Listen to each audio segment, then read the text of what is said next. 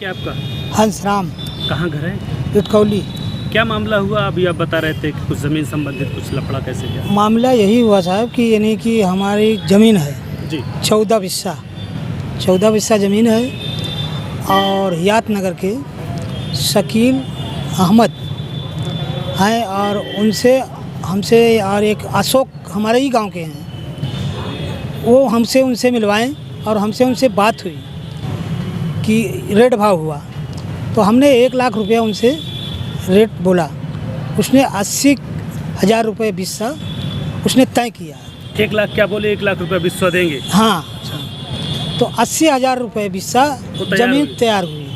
तैयार होने के बाद उसने हमको 2 लाख रुपए का चेक दिए एक बार और लगभग 4 महीना बाद फिर 2 लाख रुपए का चेक दिए। इसके बाद हमने यानी उनके घर जाए, हम भी और अशोक दोनों आदमी जाते थे बार बार। अशोक कौन है आपके? अशोक गांव के हैं, गांव के हैं जी। वो उन्हीं उनसे मिलवाए हमको। अशोक ने ही मिलवाया। तो उनके घर जब बार बार जाते हैं तो बोलते हैं कि हमारे पास अभी पैसा नहीं है, अभी ये नहीं है, यानी दुनिया भर का बहाना यानी बताते थे।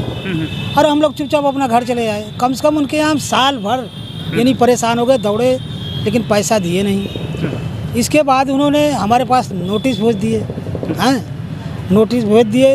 अब उसके बाद नोटिस में क्या लिखा नहीं लिखा, हम तो पढ़ा लिखा है नहीं। नोटिस जब पढ़वाएं तो देख रहे हैं कुछ में लिखा हुआ जो कुछ लिखा है। अब इसके बाद हमारे पास तो वही उतना ज़मीन है और ज़मीन है नहीं। नोटिस में क्या लिखा है? जब लोगों से पढ़वाए आप अपने शुभचिंतकों से, क्या नोटिस में साहब हम पढ़ा तो लिखा तो है नहीं। नहीं, जो बताने वाले लोग थे जो आपके,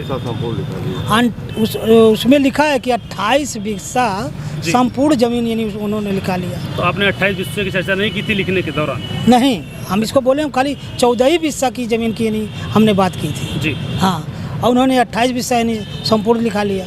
जी जी। और हमको मालूम भी नहीं हुआ।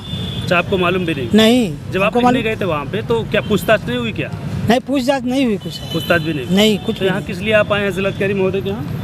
अब यही सब लेकर के आए हैं यानी कि जी देने के लिए, यानी कि ऐसी ऐसी घटना हो गई और यदि इसका न्याय हमको अगर नहीं मिला तो हमारे पास उतनी ही तो ज़मीन है। अगर इसका न्याय नहीं मिलेगा तो हम पूरे परिवार लेकर के हम ही गोमती में डूब कर मर जाएंगे। कैसी ज़मीन थी आपकी? खतौनी थी? हाँ, खतौनी थी हमारी, खतौनी है। हाँ हाँ, खतौनी है हमारे पास, सब कुछ है। जी जी। हाँ, ठीक, यही बात है साहब। ये जो जिनको आपने ज़मीन लिखा है, ये कैसी प्रवृत्ति, क्या मतलब ज़मीन में लिखाते हैं? हाँ, वो ज़मीन उन के यानी खरीदार हैं और वो माफिया है, अपना ज़मीन खरीदते हैं, बेचते हैं। हाँ। नेताजी, क्या मामला था? अभी आप लोग ज्ञापन, शायद मुझे समझ में आया, ज्ञापन देने जा रहे हैं। ज्ञापन दिए भी जिलाधिकारी महोदय? हाँ, ज्ञापन दिया जी।